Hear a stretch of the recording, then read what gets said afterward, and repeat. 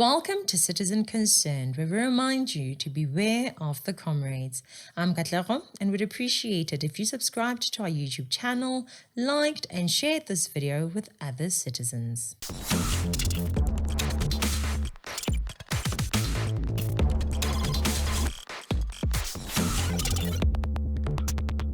We have people who will always resort to the most childish accusations when they don't get their way. There are people who will choose to start crying racism when they don't get what they want. We're talking about people like this one. Majority of Indians hate Africans. Majority of Indians are racist. And we must never be scared to say that. They are racist. I'm not saying all Indians. I'm saying majority of them. This seems to be the mindset of many people in South Africa and many Africans across the continent. Whenever they fail to work hard and achieve something of significance, whenever they steal and are caught, whenever they see their failures and weaknesses being pointed out, you'll find such individuals coming out and whimpering about racism, even when there is no racism. We are talking about people who have no sense of accountability. Instead of acknowledging that, yes, I've made a mistake, it is always someone else's fault. And that someone else is usually white people, or in some instances, Indian people. Look at this one. Advocate Busisiwe Mkhwebane has lost another court case under the advice of her loser lawyer, Advocate Dalimpofu. I really hope she's not paying this guy. She posted on Twitter or X saying this: "My ongoing struggle has consistently involved key figures, predominantly of Indian descent, who have positioned themselves as my persecutors. These individuals include Pravin Gordhan, Bawa, evidence leader, Adhikari, chief legal advisor of parliament, Hassan Ibrahim, so-called expert witness, Ivan Pillay, witness, and Fatima Ibrahim, legal advisor of parliament. Judge Punan's attitude further underscores the challenges and biases I have faced in my quest for justice." Imagine. Is this the conclusion that she was given by her lawyer Dalimpofu after they lost? Did Dalimpofu tell Busisiwe Mkhwebane that she lost because of racism? Listen to the arguments of Dalimpofu in court. It is irrelevant that Advocate Mkhwebane, for the purposes of determining the eligibility or non-eligibility for a gratuity, as your lordship said, whatever happened in the impeachment process is an irrelevant consideration, because there is no standard by which that which happened there, good or bad or indifferent, can be transported into the service conditions or the Section 2195 of the Constitution or the Basic Conditions of Employment Act. Let me put it simplistically. The Basic Conditions of Employment Act says, when your contract has been terminated, you must be paid your remuneration within 7 days. Full stop. Imagine, what is gratuity? Gratuity is like a tip. You know, like what you give to a waiter in a restaurant after they serve you. But as a customer, you will only pay gratuity, aka a tip, if and when you are happy with the service you got. You're not duty-bound to pay it. It is up to you, and it is based on the service you received. On the side of being a public protector, a gratuity means that it's money which is paid to you, thanking you for doing a job well done. If you haven't done a job well done, then there's no gratuity that is going to be paid. If you did not get a good service, why should you be obligated to pay? Why? Busisiwe Mkhwebane was removed. She was impeached because of her poor performance. In what world is poor performance rewarded with a tip, gratuity, or a performance bonus? According to logic, as a person who was fired for bad performance, Busisiwe Mkhwebane is not entitled to get that tip. but not according to Mkhwebane and her lawyer Dalimpofu's logic. Just imagine a waiter taking you to court because you did not give them a tip, and this after they did not give you good service. Do you see just how stupid all of this is? I think the more these politicians engage in foolish behavior, the more normal their craziness feels. But when we pause and think, we realize just how illogical they really are. Just imagine an employee who fails to do their job well, they get fired because of that, and then they take their employer to court to force the employer to pay them a bonus. That is what this is. You were fired from your job, and instead of your lawyer being honest with you, Dalimpofu is saying the employer should basically pay up that bonus within 7 days of firing the employee. Just forget about the details surrounding the firing of the employee. Busisiwe Mkhwebane was removed from her job by Parliament for misconduct and incompetence, among other things. Is that a person that should get gratuity? Is that a person who deserves a tip? Please, man, just shut up. I'm here. This is my political home now.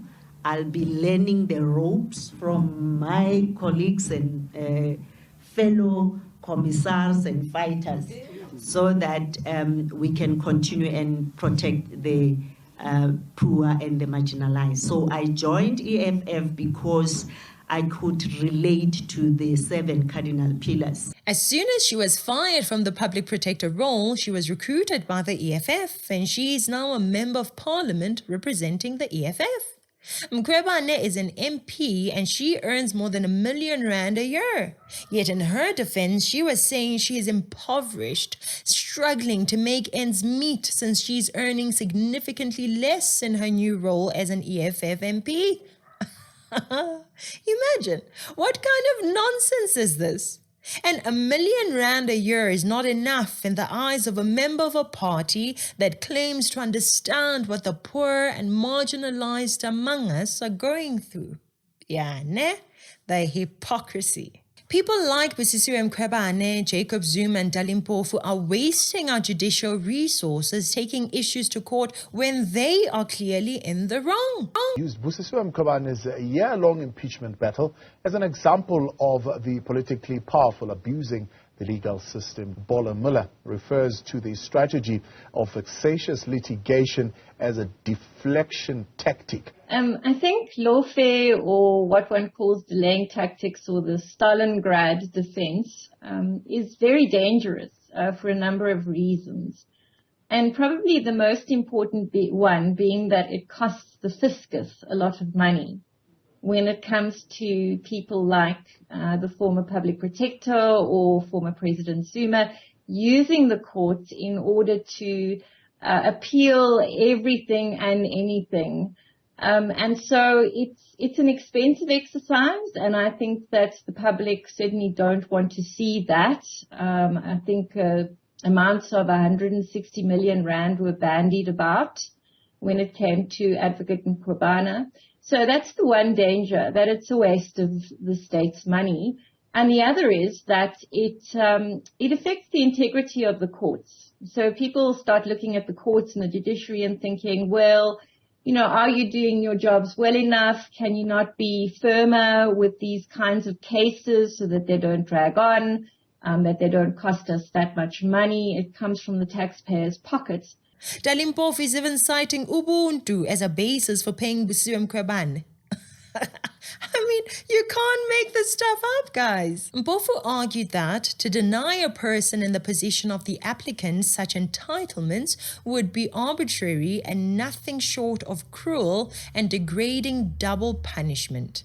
It plainly offends against the value of Ubuntu. His argument is not that it is illegal, but rather it goes against Ubuntu. He is not saying what is being done to his client is against the law. No, his argument is Ubuntu. Imagine. Ubuntu, huh? Always assuming or making it seem as though anyone who is not black is out to get them has been very common among black people in positions of power and influence, and it is used to keep the public sleeping. Instead of the public looking at various situations based on facts, they are made to look at them based on the skin color of the people involved in the situations. I mean, we see it in this 10 million rand gratuity case. According to Mkhwebane, she did not lose based on the merit of her case. She did not lose based on the capability of the legal representative she had. She simply lost because of race. Mkhwebane, after failing, now says Indians are behind her failure. What a sore loser. It makes sense though, she is in the EFF. Basically, she's now playing the race card just like her boss. Julius Malema said Jews were training far right-wing white people to be snipers in South Africa. Did he give evidence? Nope.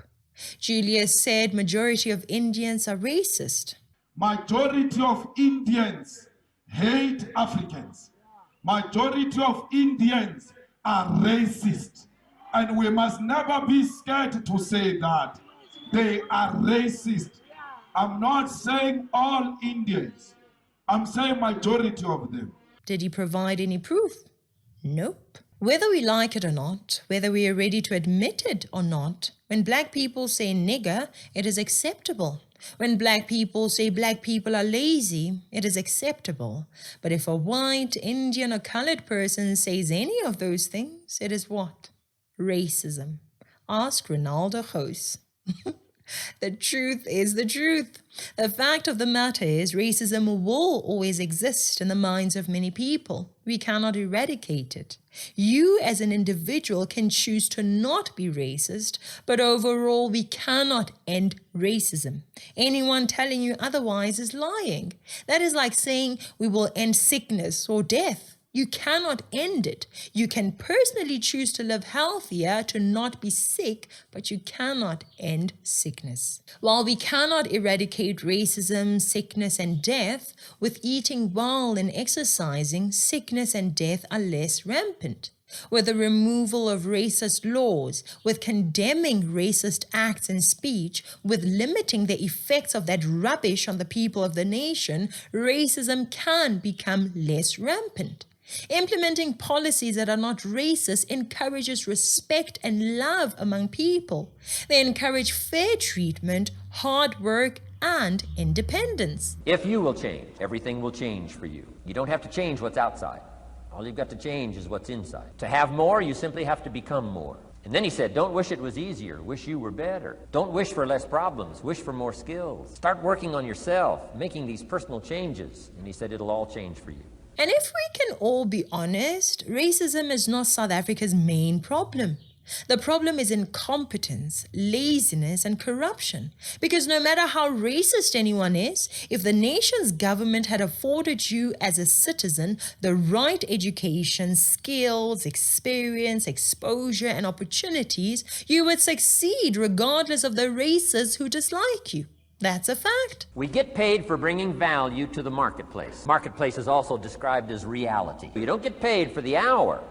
You get paid for the value you put in the time. Is it possible to become 3 times as valuable as you now are and make 3 times as much money in the same time? Is that possible? Of course. Let's take a break from race this and race that and focus our efforts on what really matters, empowering ourselves and each other, gaining skills and knowledge that will make us valuable in things that really matter.